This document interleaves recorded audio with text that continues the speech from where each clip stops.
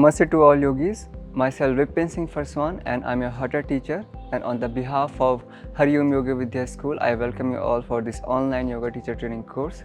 And in this course, we are going to see how to do the posture by applying anatomical knowledge, breath work, and how one can achieve the posture without hurting themselves through modification and all the aspect of yoga. So let's begin the session with chanting a universal mantra, which is Om. Whenever you feel like relaxing, take your time and sit in any comfortable position. For now, we'll start with the Sukhasana, the simple sitting position. And in case if someone of you are having a kind of knee pain and a hip pain, you can put a bolster underneath, or you can fold your leg like this. And if can, then go for more wide opening of the legs to avoid knee injuries and knee pain. So let's begin. All you have to do, just take your time and relax your mind by closing your eyes. And once you're done with the closing your eyes, it's up to you. You can go for any mudra, which one you prefer.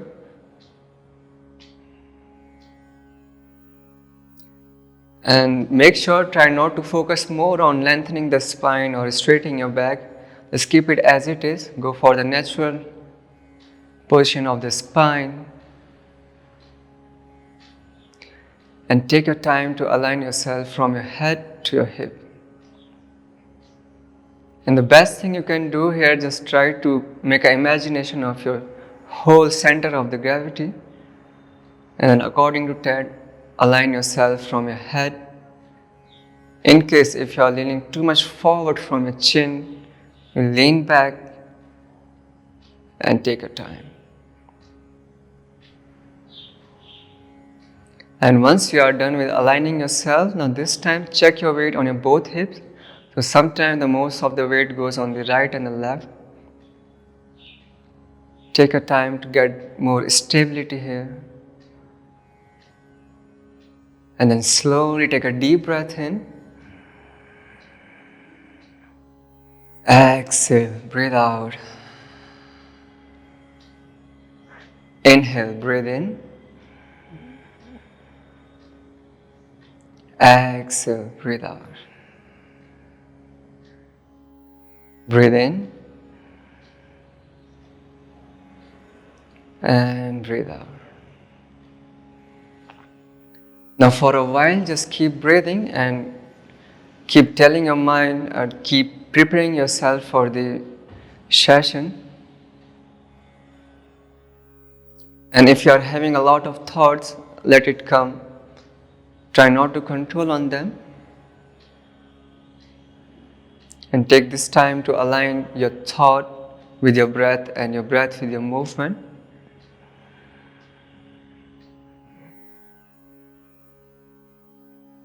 Keep breathing. Keep breathing wisely and exhale nicely out. A few more seconds.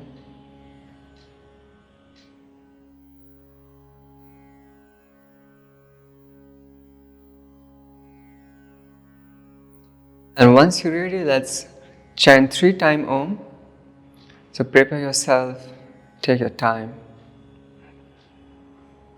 Now inhale for Om, take a deep breath in.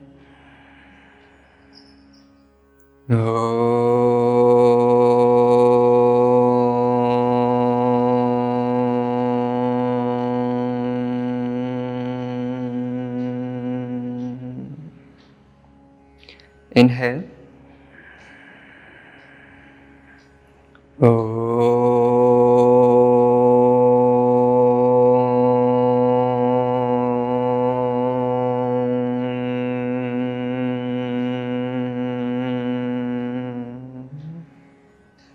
Inhale.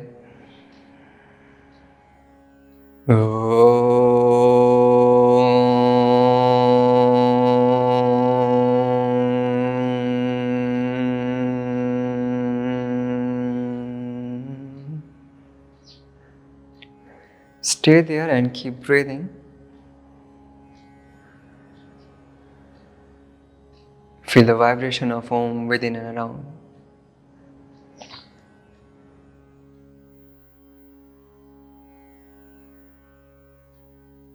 With the next inhalation, bring your both palms near to heart center. Exhale. By bowing down your head, slowly open your eyes. Namaste. And for today's session, we are going to break through the posture called Utthita Trikonasana. So first we'll talk about the basic alignment, like how to do the posture, the meaning of the posture. And then later on we'll do it practically. And also we're going to focus on the benefits and the contraindication. And yes, we are going to focus more on the modification and variation, because a lot of people, they are not able to do the posture because of the flexibility and the strength. So we'll cover up the whole thing. Let's begin. And here we are on the note paper, or if you have something you can write down. So we'll start with the breakdown of the meaning. As you can see, it's a Sanskrit name, Utthita Trikona Asana. So first we'll see the meaning in English, and then we'll talk about the basic alignment and all these things. So the word Utthita, which is the Sanskrit word, so when we see the breakdown of this word, in the English you call it extended,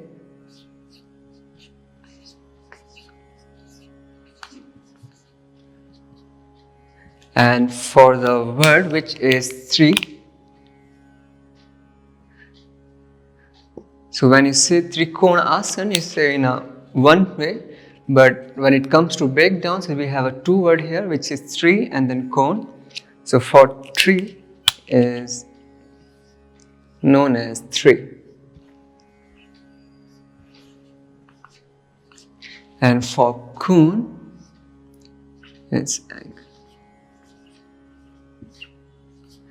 And I guess you all know about the meaning. Asana is the posture, or in simple language you call it pose as well. So the meaning of Utthita Trikonasana is extended triangle. So for the triangle we call it triangle, because in triangle you have three sides. So that's how you cover up the trikon and triangle. In a simple word, it's extended triangle pose. So this is the proper English name of this posture. And why triangle? Because you have to form three triangles in the posture in a correct way. So sometimes because of the lack of flexibility and lack of strength, you only find out the two triangle, or sometimes you go for one. But in the proper posture, you have to focus on three triangle, which is formed in the leg, by the side, and then the hook. And let's move further. Also, there are a few things you have to maintain in the triangle pose, which is stability in your feet, flexibility in your muscles, and also mobility in your bones. If you are quite stiff from the bone, I will better to say you focus more on the bone mobility, some mobility exercises and all. If you are quite stiff and tight from the muscles, go for the hip opening posture and some hamstring opening before doing the posture and all these things. And also the triangle pose give you a nice example of the two Sanskrit words and the main basic part of the yoga, which is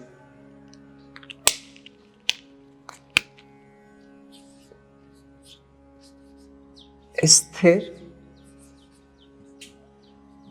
and sukha.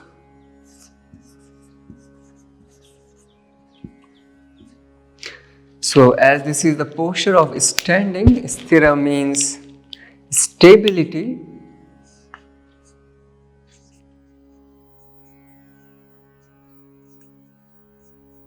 and the word sukha means grace. So doing any work with the gracefully called sukha. Suppose you are walking by the path and you're drawing something. If you are doing with full of focus and full of being happiness and all these things, there comes the sthira and sukha. And now when it comes to apply this thing in your posture in the mat, it requires a lot of patience, a lot of awareness about the body movement, even each part, even your big toe to pinky toe, to your fingers, to the nose and all these things. So once you are aware about all these things, you can get these two postures or two things, stability and grace. And when you realize all these things, your posture will become smooth and it will shine like a brightness. So this is the breakdown of the word meaning, Utthita Trikonasana. And now let's move further for the basic alignment.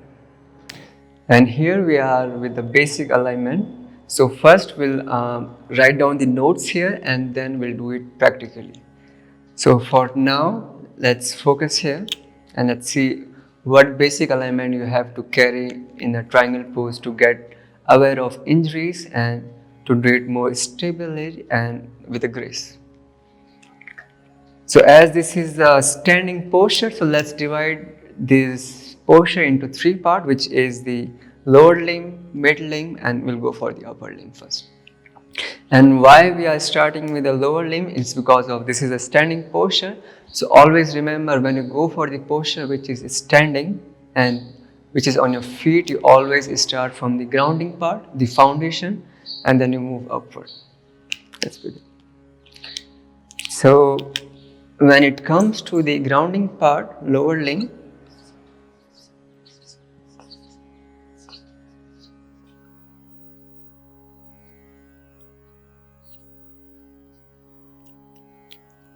the main question comes is how much gap you have to maintain. For some people, they open their leg more wide enough, and for some, they do just this one. So when it comes to the basic and the proper alignment, you have to open your legs according to the 3 to 4 feet apart. So the first point is about the distance or the stance. So the stance go for 3 to 4 feet apart. So this is for the A, let's say A. And when it comes for the another variation, because we have a different body type and not every people can do the 3 or 4 feet apart because of the different body posture, flexibility and all these things. So the best thing what you can do, you grab the strap and from the hip bone to ankle,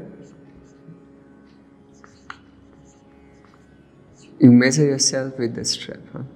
So for the measuring, let's say this is your hip bone, H, and this is your A ankle, and now this part is your feet, F for the feet. So what you have to do, you measure with the strap from this part to this and then place it on the ground, and according to the strap you open your legs. So suppose this is your hip. So from this part to this, you measure with the strap, and for this, these are your feet. So make sure you open your legs this wide. If you have a confusion of opening the leg with the 3 to 4 feet apart, you can do it that way as well. And now let's move more further.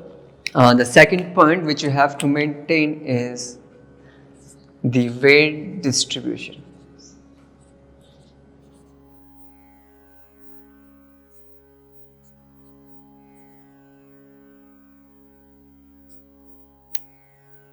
So as we all know, when it comes to the foundation part, your weight should be equal. So let me tell you, we have the 4 to 5 points in our feet. So suppose, let's make a raw diagram here. Please don't judge now. So this is 1, 2, 3, 4, 5. Your feet, that's the outer edge. And this part is the inner arch. And let's go for the feet, and this is your feet. So as we all know, we have the parts accordingly to the outer side and the inside. So for the outer side of your part, you call it outer edge.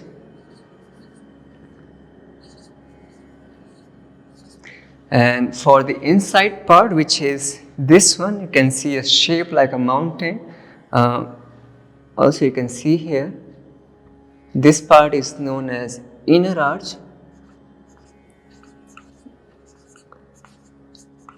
And as you all know, that part is the heel, which is HEEL.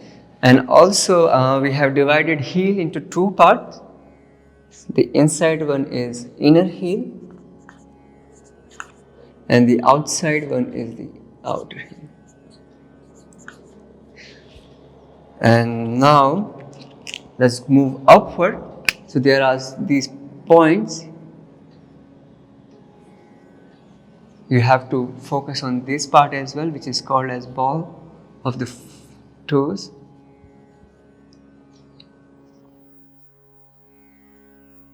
And then 1, 2, 3, 4, 5 tip of toes. So while doing any posture, make sure to divide your weight equally on your both part. Always remember, whenever it feels like the weight is going on the inner arch, it should be outside. So the weight distribution should be this part, this, all 5 points, the inner heel and the outer heel as well.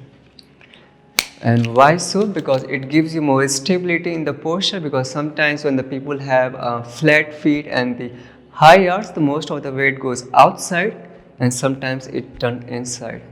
And due to that, you can get knee injuries, ankle injuries. So when it comes to perform any standing posture, whether it's 2 leg or 1 leg, you always go for the proper weight distribution.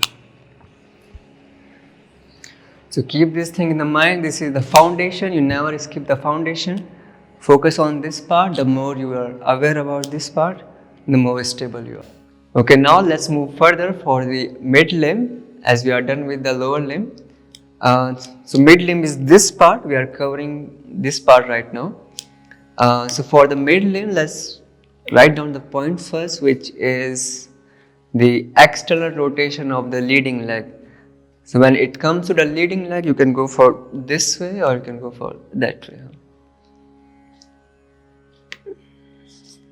So the first point you have to maintain is external rotation of leading leg. Here I am not writing down the right or left, so get it by the leading arm.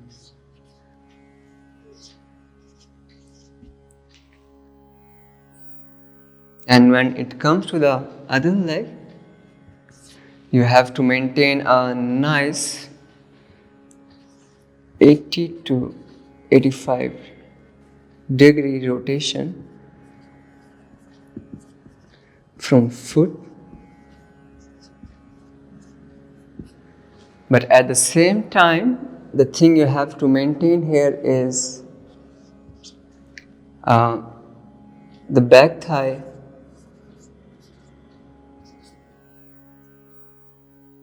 rotating outward.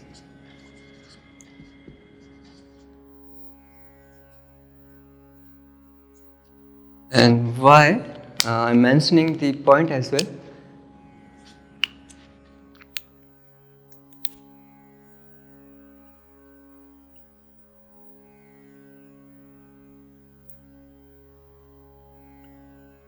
To get the nice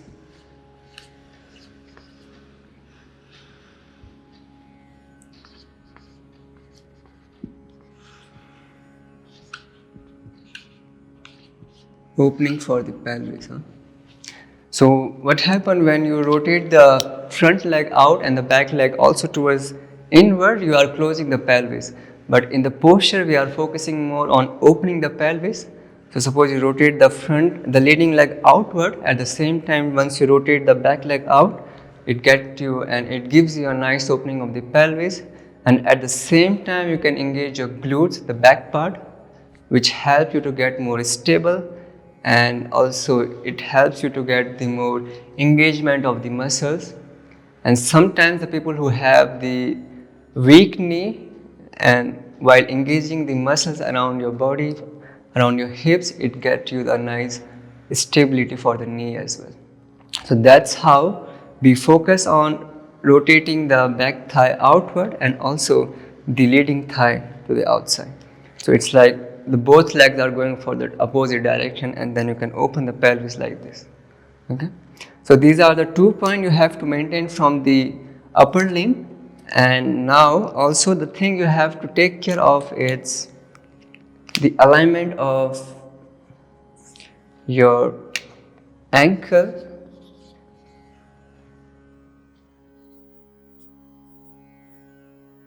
aligned with your knee,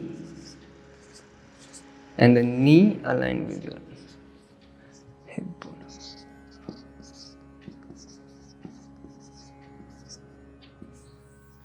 So suppose this is your foot and you are doing triangle pose with the opening of the pelvis, and this is your back foot. So what happens sometimes when you go for the external rotation of the leg, as we are in the beginning, we are not aware about your body parts, so only your hip goes outward, but at the same time the knees and the ankle roll inward, and that create a twisting in the bone. So what you have to do whenever you go for the posture, make sure this is your ankle, suppose this is your knee, and the pelvis, this should be aligned.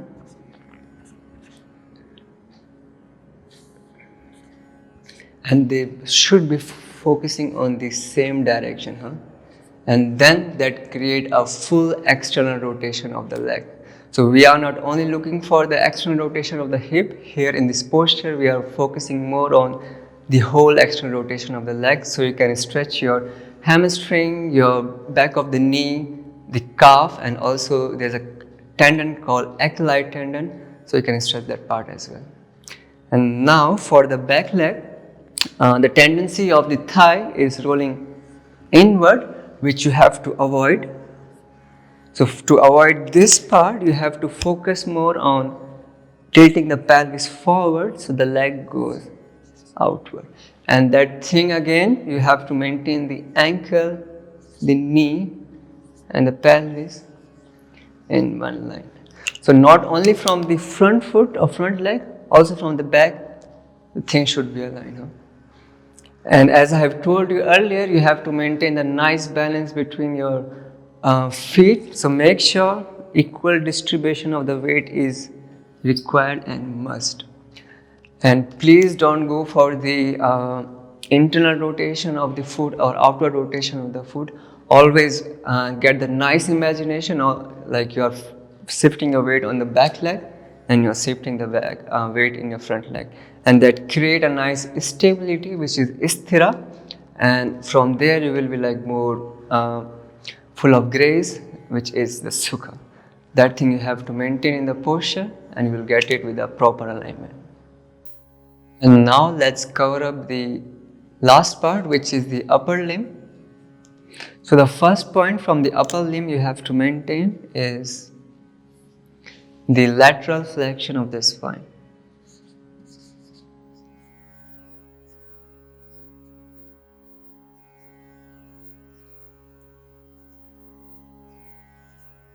Spine towards leading leg.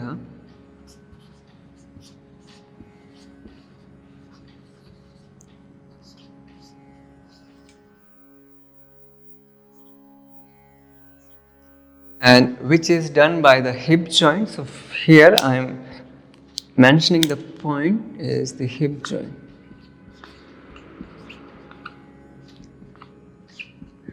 And for the lateral flexion, in the simple word, you call it side bending.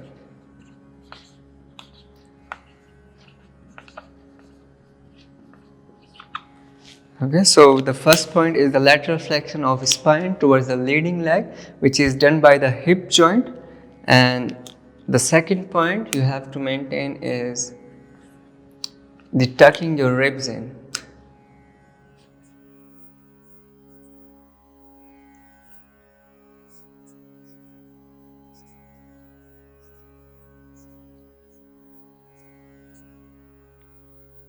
And why here we are not looking for the opening of the chest, we are not looking for the back bending part. So when it comes to the back bending, you go for the opening of the ribs.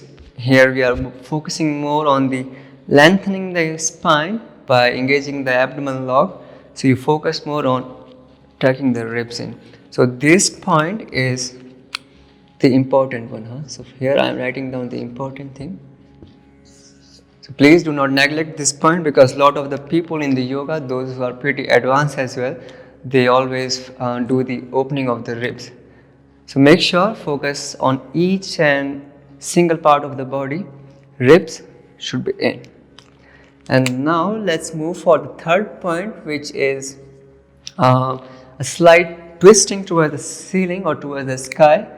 So make sure that twisting is done by the scapula, the upper part, not from the lower back and not from the hip. And why so? Because the lower back is not maintained or not good for the twisting. The range in the lower back is less in the twisting parts. That's how we focus more on the scapula. The scapula are the back side. Let's say the upper back. So the twisting upper done by from upper back. Let's say upper back. And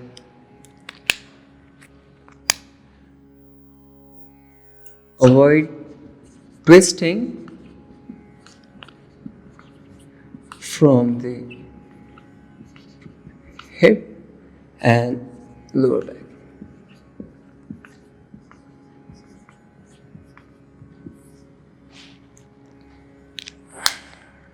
And now let's cover up the shoulder part. The fourth point, which is the external rotation of the shoulder.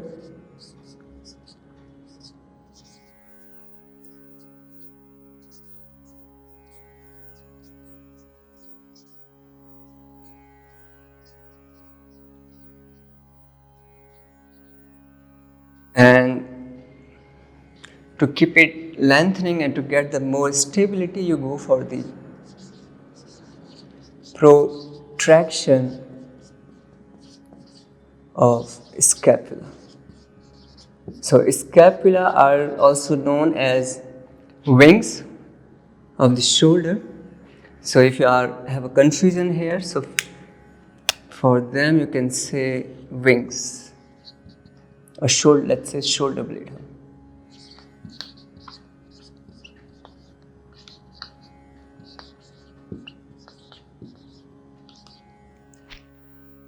And why to maintain the external rotation of the shoulder? So when you go for the internal rotation, and the thing you have to look up, so there is a kind of compression between your neck and the bone which connect your clavicle and the shoulder. So to avoid that compression of bone to bone, you go for the external rotation. So I am writing down the point, which is to avoid neck compression. And there's one more point, to avoid neck compression, you have to focus on, this one is also related to that, is depression of the scapula, or let's say depression of shoulder. So these points are A, B and C. This is the elevation, and when you twist your neck like this, you can feel a kind of bone to bone compression. When you release it down, this is the depression, and now you can move your neck freely. So that's how depression of the shoulder is must. So please don't go for the elevation, go for the depression and then move your neck freely without any bondage. And now let's move towards the practical part. So we'll start from the standing. You stand on your mat like in this position facing forward. Now from here you have to take a 3 to 4 feet apart. So how to do it? Let's see. So from this position you keep your arms away from the body line. You open your toes.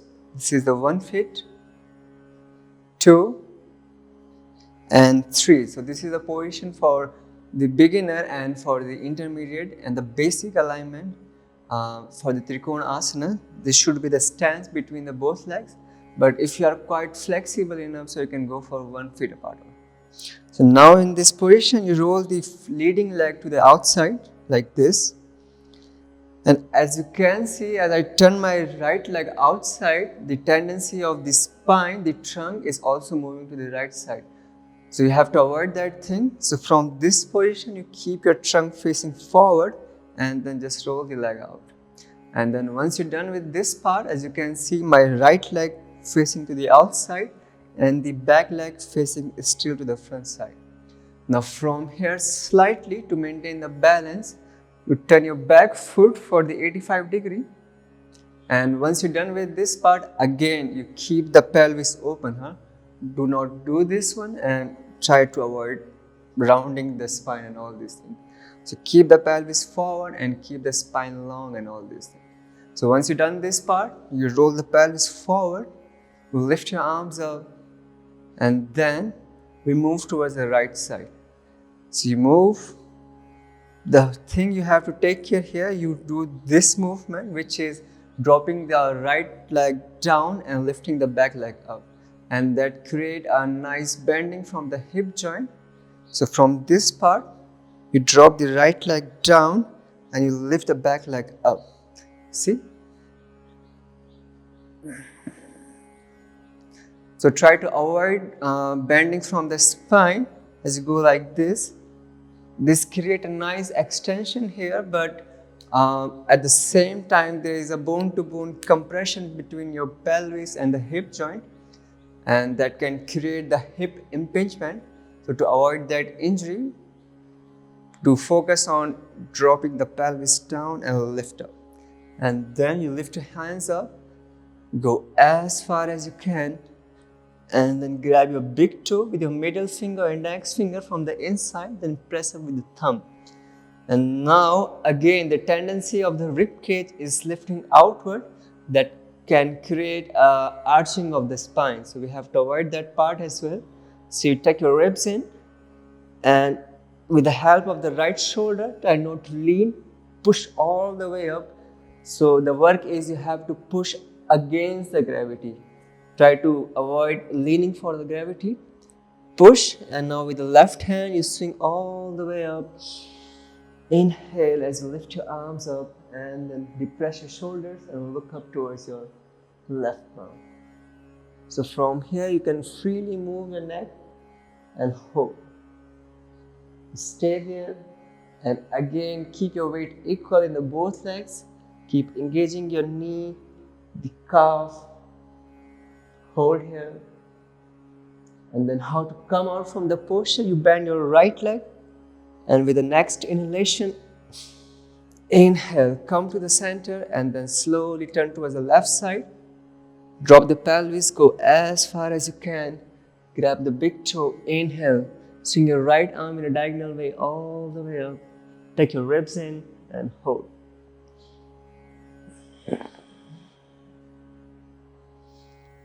Keep lengthening the spine with the help of the left shoulder. And again, to come out from the posture, you bend your left leg and then slowly inhale all the way up. Release the hands on your waist, bend your knee, jump and relax. So this is how you do the Trikona asana with a safer way. You take care of your bone, you take care of your muscles, this stability and all these things. And now let's talk about the modification and the variations. So for the modification, we'll use the props, which are our blocks and the strap. So if you have a block or a strap, you can use it. So how to do it? Let's see. So same thing, you go with 3 to 4 feet apart.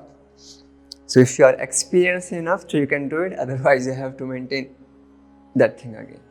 So once you're done with this thing, maintaining the nice stance between the two legs, maintaining the nice stability, all the things aligned. So now, this is the modification for those people who have tight hamstring and there's no good mobility in the bones and all. So you can use the block. And how? Let's see. So you reach the block to the outside. So try to avoid putting a block to the inside. So once you place the block here on the inside, the tendency of the spine is leaning forward, and then you lose the center of the gravity, the balance, and all these things. And here we have to take care of this thing. The block should be going outside. So from this part, the block should be outside of your foot. And now, once you are here, you lift your hands up. Avoid doing this part. Bend your hip all the way, reach forward. Release the hands over the block, and then lift your left arm up and look up. There's another variation. You can place your hands on your hip joint and then keep pushing the back leg down, and with the help of the right shoulder, keep lengthening the spine and look up. And now the people who have cervical injury and all these things, they can place the hands behind the head to support their neck and then look up. Slowly, by bending your knees, inhale, lift up. Exhale, release the hands, bend your knees, jump. And now you repeat the same thing with the opposite leg as well. And this is the modification with the block. And there's one more modification you can do, which is with the strap. Now I will show you how to do with the strap. So for this strap, you hold the strap like this, and then according to your thing, you can tuck the strap for all the way up. Go for this one. And now from this part, you place the strap on your left or right shoulder and then place it back facing this side. So this is for those people who are lacking with the twisting and lacking with the maintaining the spine long. So we'll go for the Trikonasana again. So once you're done on the shoulder joint, make sure this should be here, not on the biceps. And then you release it all the way down. And then from underneath the feet, you pull it all the way up. And then you keep lengthening the spine.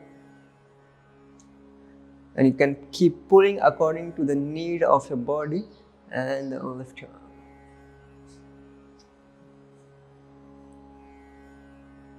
Then bend your knee and then slowly release the strap and come. So this is how you can use the strap if you are lacking with the twisting and if you are lacking with the maintaining the nice spine. So that's it for the modification with the props. Now let's talk about the benefits and the contraindications. So the benefit you can get from the Trikonasana, it helps you to improve your digestion. If you are having a gas problems, it also helps you to improve and give you a nice relief from the gastric. And a person who are having weak core, tight hip muscles and all these things, so it gives you health, a nice flexibility and stability in the muscles and the joint.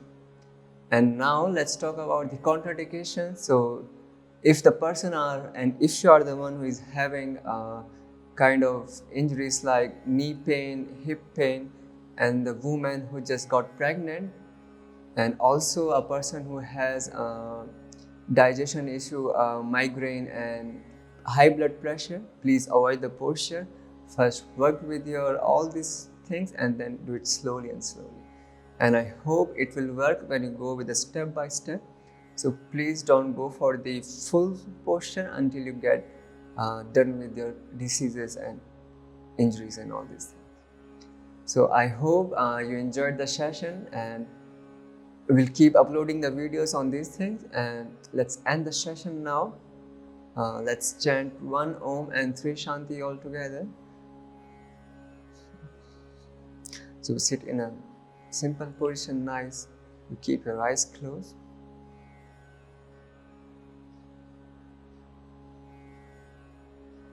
And you place your hands over the palm. Just to keep yourself relaxed.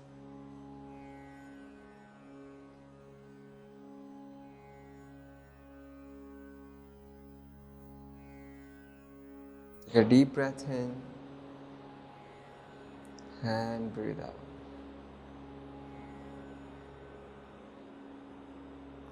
Now inhale for Om.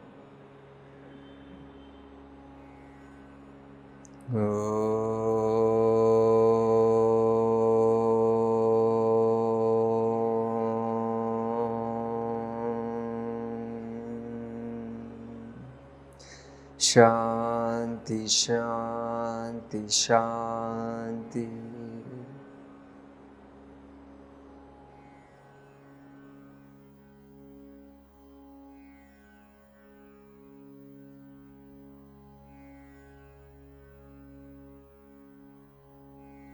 Gently rub your both palms and place your palm over your eyes. And slowly give a big hug to yourself. Be thankful for the practice, for your mat, for the blocks, everything. Slowly, by bowing down your head, open your eyes. Hari Om. Namaste.